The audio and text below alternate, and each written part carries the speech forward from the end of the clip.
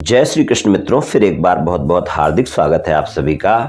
आज हम बात करेंगे मकर राशि के बारे में। मकर राशि के दिसंबर महीने के राशिफल की चर्चा करेंगे। दिसंबर महीने के राशिफल में प्रेम संबंध और वैवाहिक संबंध के राशिफल की चर्चा करेंगे और अंत में उपाय की चर्चा भी करेंगे। इसलिए वीडियो को पूरा अंत तक देखें व सुने, तभी आप मकर राशि वालों के प्रेम संबंध और वैवाहिक संबंध के राशिफल की पूरी जानकारी प्राप्त कर पाएंगे। ये राशिफल चंद्र राशि पर आधारित है, यानी मून साइन पर। जिन लोगों को अपनी राशि नहीं पता है वो लोग अपनी जन्म कुंडली में ये देख लें कि चंद्रमा उनकी किस राशि में है। जिस राशि में चंद्रमा है वही उनकी राशि है। जिनके पास जन्म कुंडली नहीं है वो अपने नाम के पहले अक्षर से अपनी नाम राशि जान सकते हैं और ये राशिफल अपनी नाम राशि से देख व सुन सकते हैं। तो चलिए मित्रों, दिसंबर महीने की ग्रह गोचर स्थिति जान लेते हैं।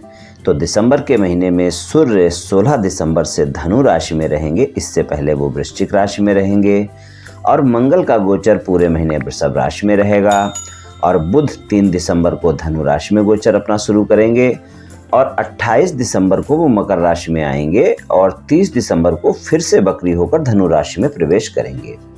तो बुध का गोचर देखें तो वो दिसंबर में ज़्यादातर समय धनु राशि में ही रहेंगे और गुरु का गोचर मीन राशि में पूरे महीने बना रहेगा और शुक्र 5 दिसंबर से धनु राशि में आएंगे और इससे पहले जो 5 दिन है उसमें वो वृश्चिक राशि में रहेंगे और 29 दिसंबर से मकर राशि में गोचर करेंगे शुक्रदेव और शनि मकर राशि में रहेंगे पूरे महीने। राहु का गोचर मेष राशि में रहेगा और केतु तुला राशि में रहेंगे पूरे महीने और चंद्रमा का गोचर सभी राशियों में होगा और चंद्रमा आपको मिले जुले परिणाम देते रहेंगे। तो कुछ इस तरह की ग्रह गोचर स्थिति दिसंबर के महीने में रहने वाली है। तो चलिए मित्रों, शुरू करते हैं। मकर राशि वालों के सबसे पहले प्रेम संबंधों की बात करेंगे। तो प्रेम संबंधों की बात करें तो पंचम भाव के स्वामी शुक्र हैं और वृषभ राशि है और शुक्र का जो गोचर है वो 5 दिसंबर से धनु राशि में होगा और वो 29 दिसंबर को मकर राशि में प्रवेश करेंगे, यानी कि 5 दिसंबर से 29 दिसंबर तक धनु राशि में ही रहेंगे, यानी कि 12वें भाव में रहेंगे पंचम और दसम भाव के स्वामी। और 5 दिसंबर से पहले का जो समय होगा उसमें वो वृश्चिक राशि में होंगे, वहाँ पंचम भाव पर दृष्टि बनी रहेगी।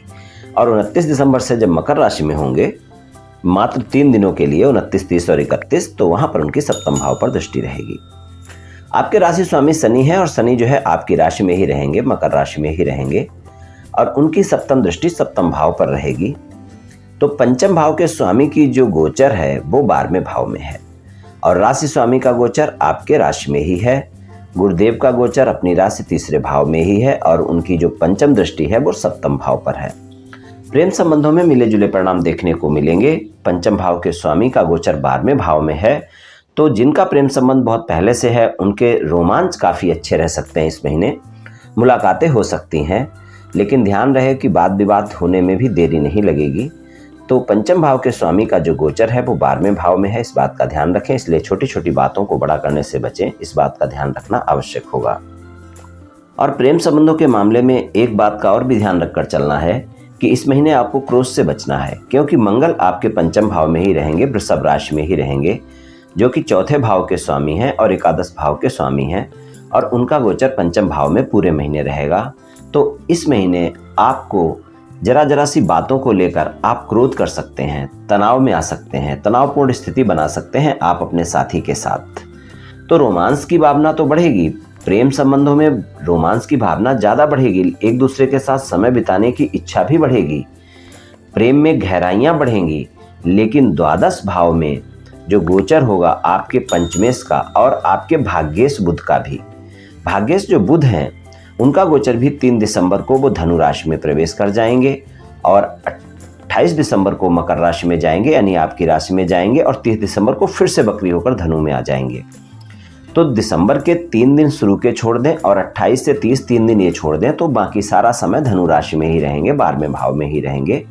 शुक्र के साथ युति भी करेंगे तो भाग्य का उतना साथ नहीं मिल पाएगा, तो एक दूसरे के साथ समय गुजारेंगे, पुराने संबंध हैं, गहराइयाँ बढ़ेंगी, सब कुछ अच्छा है, लेकिन अहम का टकराव और आपकी कहासुनी हो सकती है, जिससे आपके रिश्ते में दूरियां बढ़ सकती हैं। इसलिए थोड़ा सा सावधान रहने की जरूरत होगी। और जो सूर्यदेव हैं, जो अष्टम भाव के स्वामी हैं, उनका भी गोचर 16 दिसंबर से धनु राशि में हो जाएगा और 16 दिसंबर से 31 दिसंबर तक धनु राशि में ही रहेंगे।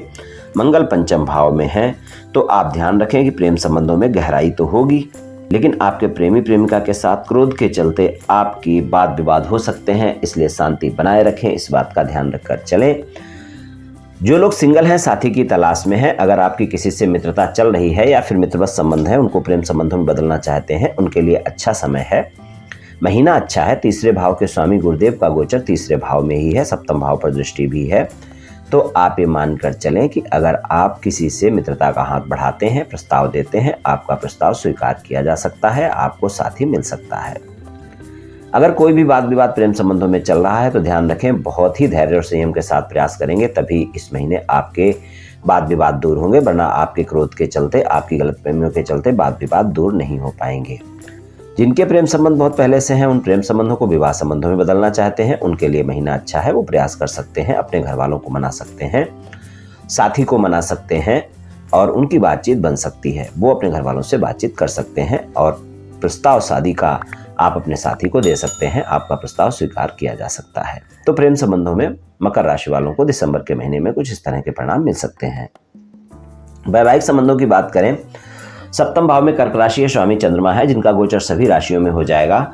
शनि देव की सप्तम दृष्टि पूरे महीने आपके सप्तम भाव पर बनी रहेगी। तो शनि देव आपके दूसरे भाव के स्वामी हैं और शनि देव आपके राशि के स्वामी भी हैं और राशि में ही रहेंगे। तो आपके वैवाहिक जीवन में शनि देव की जो दृष्टि है सप्तम भाव पर, और देवगुरु बृहस्पति की भी सप्तम भाव पर पंचम दृष्टि रहेगी। तो आप ध्यान रखकर चलें कि इस समय दाम्पत्य जीवन में आपके संबंध तो अच्छे रहेंगे, एक दूसरे के साथ समय भी बिताएंगे, लेकिन हल्का फुल्का तनाव रहेगा, इस बात को ध्यान रखकर चलें। हालांकि रिश्ते में गहराई रहेगी, प्रेम से रिश्ता भरा रहेगा और आप दोनों अपनी जिम्मेदारियों को समझेंगे, जिम्मेदारियों का भाव जागृत होगा इस महीने आपके जीवन साथी के मन में और आपके मन में, और इसी भावना से आप दोनों एक साथ मिलकर चलेंगे, अनुशासित रूप से अपना जीवन अच्छा व्यतीत करेंगे और पारिवारिक जीवन भी अच्छा रहेगा। पारिवारिक गतिविधियों में बढ़ चढ़कर हिस्सा भी लेंगे अगर ज़्यादा जिम्मेदारियां इस महीने आप उठाएंगे। तो अगर देखें तो वैवाहिक संबंधों में आपको अच्छे परिणाम मिलेंगे, वहाँ पर कोई दिक्कत वाली बात नहीं है।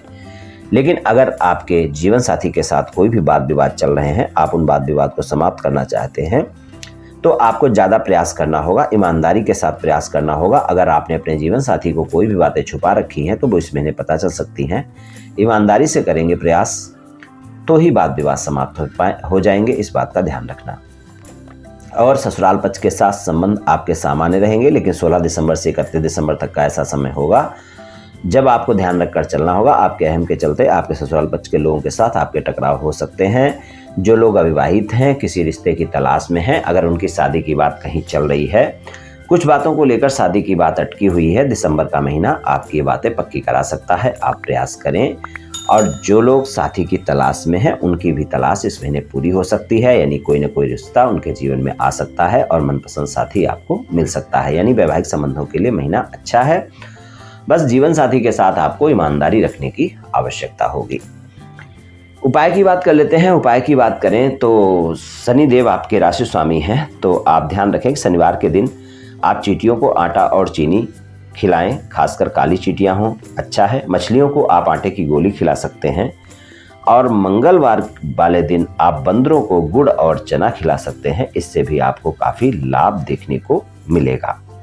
तो ये उपाय आप कर लें, आपको निश्चित ही लाभ देखने को मिलेगा। तो मित्रों, आज मैंने आपसे मकर राशि वालों के राशिफल के बारे में कुछ चर्चा की। ये राशिफल सामान्य राशिफल है, ये सभी जातकों पर पूर्ण रूप से प्रभावी होगा ऐसा संभव नहीं है, क्योंकि आपकी जन्म कुंडली में ग्रहों की स्थिति और आपकी वर्तमान दशा और अंतर्दशा और फिर ग्रहों के गोचर की स्थिति, इन सभी बातों पर बहुत कुछ निर्भर करता है।